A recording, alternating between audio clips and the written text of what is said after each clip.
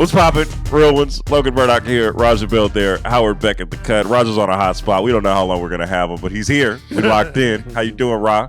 Yeah, baby. Hey, got my coffee. I'm rolling. We're here to talk about the ramifications of the trade deadline. Talk about the first few games for the big-time acquisitions of teams. So let's just get right to it, man. Let's talk about the Los Angeles Lakers, which we tend to talk about a lot. Luka-Doncic had his debut last night in Los Angeles. Played really well. The Lakers beat the brakes off of the Jazz. Let's start with Beck. What were your first impressions of Luka-Doncic in a Lakers uniform? He was fine. I mean, look, the dude hasn't played in over a month or whatever. Like, it wasn't a Luka-like performance. So, and they're playing against like the Washington Generals. So it's a little hard to judge there too. You know what hit me last night? Watching Luka make his debut against the Jazz and thinking like the Jazz are just like stand-ins here. They're basically just like props for the Lakers to celebrate the next great era of Lakerdom, having brought in Luka to play with LeBron. And I thought, man, one of the last, I haven't been to that many games in LA in the last 10 years, but like Kobe's final game, the 60, 61 points or whatever, was also against the Jazz, where the Jazz were just an afterthought. They were just pylons, like standing out there. They were just, they were there for decoration. They're the Washington Generals. What can I say? Much different Jazz team in 2016 than the one last night, but that struck me.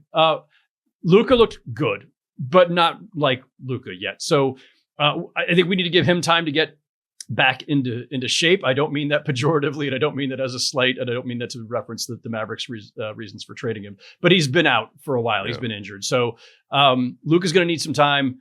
The Lakers are going to need some time to adjust to him. But like them immediately, Luka and LeBron just finding Jackson Hayes at the rim repeatedly for lob dunks is a nice sign for a team that doesn't have any bigs and is going to need to get some production and something at the rim. So good debut with qualifiers, and let's see how it goes from here. I'm not gonna get carried away. Roger, what you think of the debut? It was okay. That's not a finished product for Luka like that. I mean, he was fine. The Lakers were fine. I was more excited that he came back and played the 24 minutes or whatever it was without getting injured or having any kind of, like when you come back off of something like that and you're kind of out of shape, like, you kind of worry about re-injuring it, and he didn't do that. And so I'm fine with it, but I'm with Howard. Like, I mean, clearly that's not the best version of Luka we've ever seen, but he looked fine.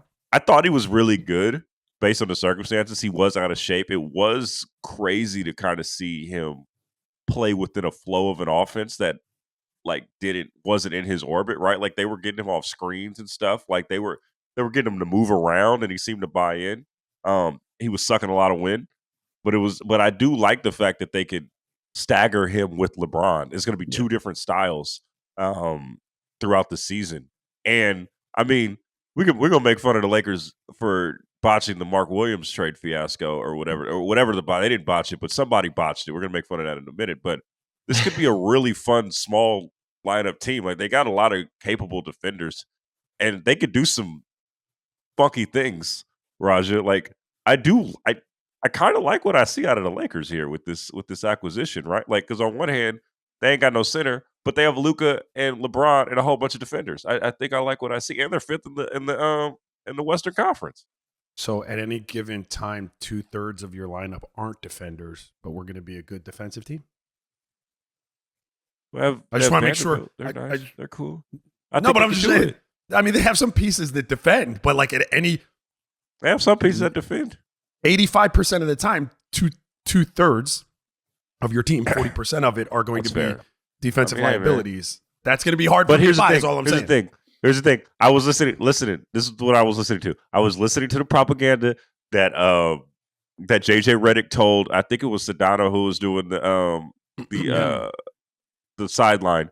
And JJ Redick said the propaganda of, like, they asked him a question about Luka, like, hey, man, what have you thought about how he's grown? And JJ Redick did the great coach thing, which is, he's grown so much since I played with him. He's been such a great defender, and he has great potential as a defender. I know they said it a lot, but I was like, oh, yeah. I mean, I seen him play in stretches last year in the playoffs and like buy in through stretches, right? Maybe once or twice throughout the playoffs last year. I think he can do it if he gets in shape. And I don't know. I just talked myself into them being Okay. good, even though they played the Washington Generals. I apologize. Yeah. I was just going to say they're 16th in defensive rating. So, like, they're middle of the pack. They're not terrible, but they're not great. They have been better. The last 15 games, they're like 4th in defensive rating. And like, they really had been playing well prior to swapping Anthony Davis for Luka. But Anthony Davis was part of that, too, before he got hurt. He's one of the best defenders in the league. I'm with Raja here. I'm skeptical of the Lakers being a good to great. Okay, maybe I got really too excited. I apologize to all right. all the people listening that I wasted their time. But I just got really excited for what I saw, even though they were playing against the Washington Generals and had the difficulty level on pro. I apologize. My bad, guys. It was just fun to watch. It was a great night of basketball last night. Beck, on that note, what do you think the LeBron influence is going to be on Luka right now? Because it does feel like it's a balancing act, right? Like LeBron is also falling in line with the whole plan, it seems like thus far, but also still is the spiritual leader of this team. And I feel like through a week or so, he's playing both roles well.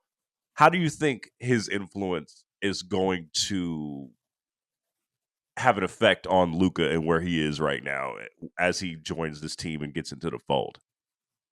I mean, obviously, great sign that LeBron, I assume, chose to be the next to last introduced and had Luka be the last introduced last night. Like, that is the honor that goes to the best player on a team, right? So Luka being introduced last was the right thing. Like, that's an easy one. It's not like LeBron's making some major sacrifice there, but symbolically and as a gesture, I like that.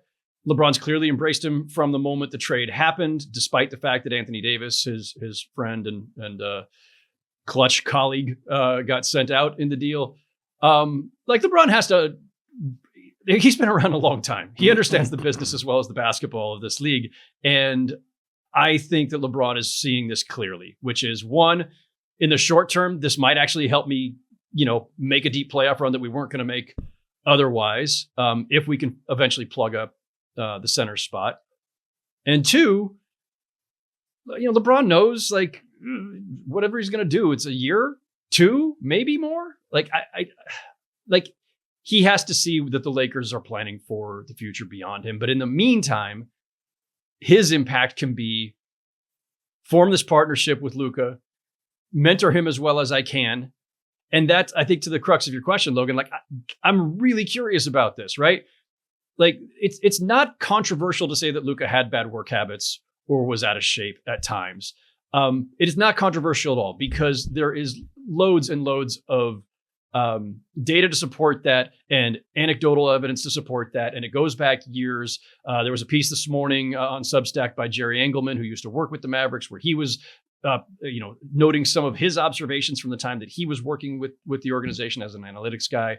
Like, the concerns about Luka's conditioning and his seriousness about his body or lack thereof are legit. LeBron is the opposite end of the spectrum. He is, we know, like, when he spends $1 million a year, $2 million a year, whatever it is, on his body. Will that rub off on Luka directly, indirectly? How direct can LeBron be about that? Is Luka open to that kind of, like, peer-to-peer coaching? He clearly wasn't listening enough to the Mavericks. If he were, if he had, he'd still be there. But LeBron's a whole different level of influence. LeBron's a guy that Luka was, looking up to as an icon and, kind of his basketball hero from the time that he was, like a preteen. So it's going to land different coming from LeBron. And I have to think that Luka's serious enough about his game and his career that he'll be open to everything that LeBron tells him in the months and maybe years to come here. If you want, let me ask you a question before I launch into this. Why is the Luka fan, why does the Luka fan, Howard, like, you talked about your experience with them, like, why are they so, I don't know, man. Why do they go into attack mode when you just point out those obvious things, though? Like they're not fair Luka Hive is insane to point out. Like, you don't even, like the Luka stands today are what, like, Kobe stands were at their peak, where at a certain point he could do no wrong, Kobe, and Luka could do no wrong. And pointing out things that the entire rest of the world, that the whole league sees, if you say it as a pundit, or if you report it, that other people around the league might be saying it, yeah, the attack dogs just come out. Raja, there's a whole deeper like psychological study to do here. I think it's just part of modern fandom and maybe social media fandom, which is different than like normal everyday talking to a guy at the bar or at the arena or whatever fandom. I don't quite understand it myself, but yeah, there's a whole new level of like kind of psychodrama that goes with today's fans who are, they treat their favorite player as infallible, as demigods who cannot be criticized and who have no faults. And how dare you say anything about them? It's really weird and it's really unsettling. But I can't explain it. It really is, and it gets really nasty and aggressive very quickly. Like it's really weird. But to the point you guys were making, man. Like if you are serious about your craft, and I know Luka to be serious about his craft. Now, there are levels to even that, right? Like when you're talking about your craft as an incredible player, and then taking that next step into your craft as an incredible champion. You know, like there's steps that even greats take in regards to their craft. But if he's serious about it, there's no better person for what he may need at this point than LeBron to model your day-to-day after. Like, and even if you were to get to, I don't know, 50%, let's say, of what LeBron is in terms of like, you know, preparation, you know, taking care of your vessel and your instrument, you know, making sure that it's being fueled. Even if you took 50% of that, you would be a much better pro. Any of us would be, not just Luka. So, you know, if that's one of those situations where honestly, like for him, not as a skilled player, but as some of the other things that come along with being an all-time great, for you to, you know, take that next step in your career, no better place if you want to model after someone than being right next to LeBron.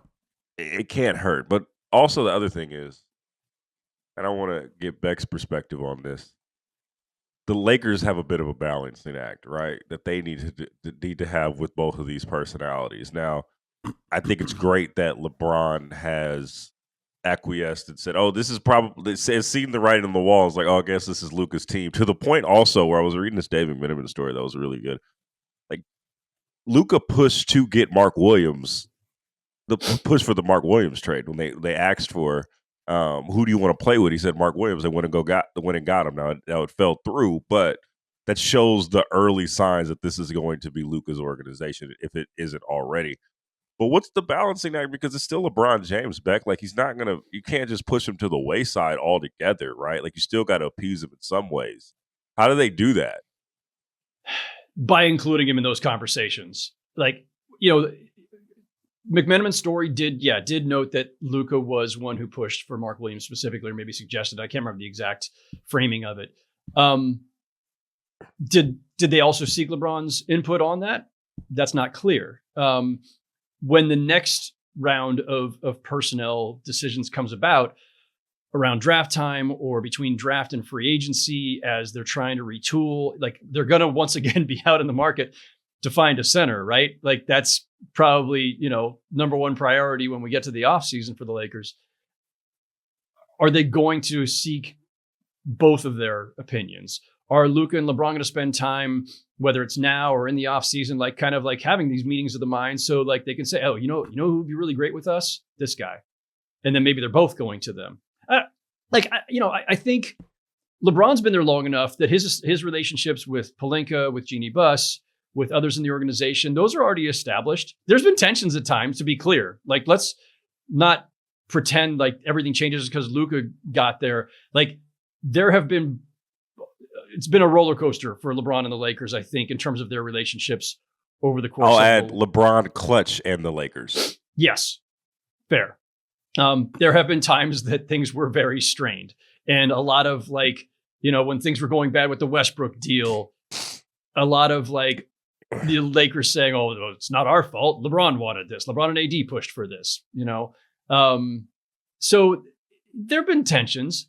I think it was better in the last year or so. It seemed like things had kind of gotten to a really good place between LeBron and the organization. But Luka introduces a new element there. And I do think they have to navigate it. I do think they have to navigate it carefully. I do think the smart thing to do is to make sure that however much you're consulting with Luka, you're still consulting with LeBron, partially just out of respect and longevity and all that other stuff. But he won he won a championship for your organization. He's, one of the smartest players, as JJ Redick knows well, because they did a podcast together for several weeks breaking down the game. Like, LeBron's super smart about the game. Now, players aren't always, by the way, the best scouts. They're not always the best judges of who fits, which is why you have to tread lightly when they're saying, go get me this guy or that guy in the draft or free agency or trade. But yeah, they should all be involved. Like, don't make LeBron feel like you've already shoved him, 1 foot out the door on the way to retirement. I don't think that would go well in the short term.